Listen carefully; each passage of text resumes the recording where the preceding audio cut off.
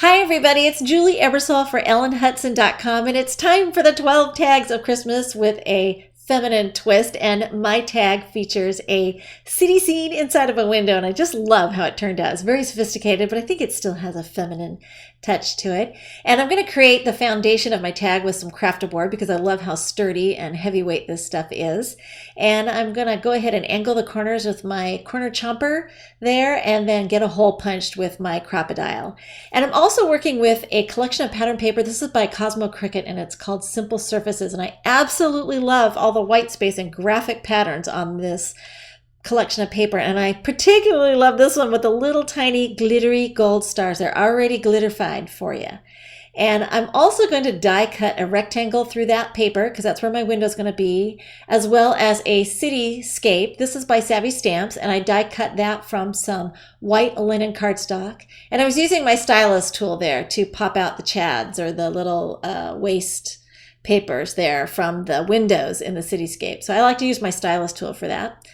And then we'll go ahead and take that. It's cut in half because I wanted to create a dimensional effect with the city scene. So I'm going to take half of that cityscape and mount it flush inside the window. And then I'm going to add some foam dots and take the second half of that die. This one has kind of the taller skyscrapers. And so I'm just going to elevate it a little bit and 3D mount it there behind the first layer. And so it has this really neat effect. It's a small detail, but it's one that I really love on this particular project. So you have to pardon me in the little details that I kind of go crazy for. And then I'm going to take some more foam dots and get those mounted as well around the perimeter there so that I can add a piece of charcoal cardstock from the same pattern paper collection. There's a sheet of really pretty charcoal paper in there that I thought would be perfect for the nighttime sky. Get that mounted into place, and then I can 3D mount the whole thing onto my tag base. And then I set that aside because I don't know about you, but usually I get to that point and then I take an inky stamp and I drop it and ruin my project before I'm even finished. So I went ahead and set that aside so it stay clean. And I'm going to gold emboss a greeting. This is a really neat typewritten font, and it's very tiny and perfect in scale for this particular project.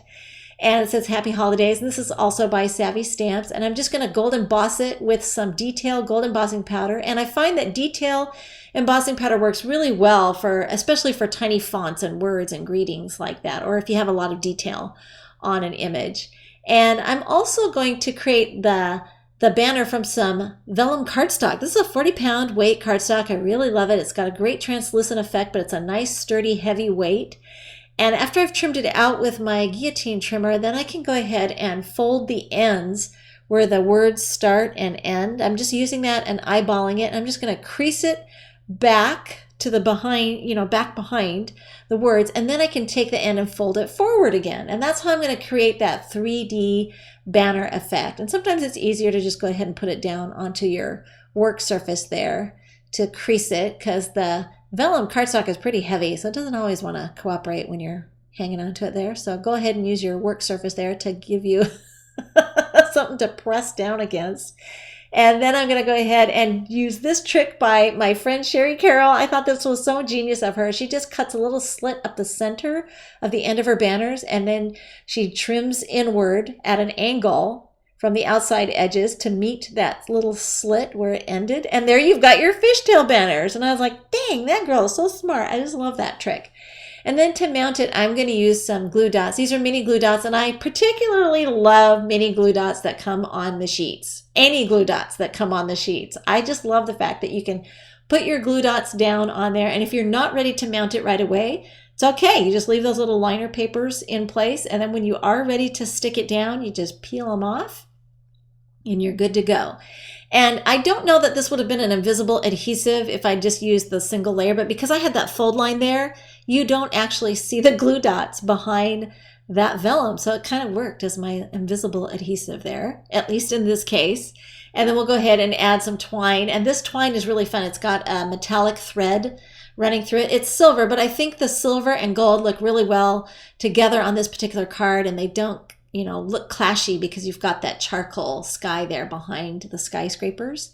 And then for one added bit of more metallic or gold, I decided to take some Be Creative tape, and this is a 1/8 inch. It's kind of a skinny tape, and I'm just going to put 2 strips of that. I could have used a single strip, but I really liked the idea of the double strip.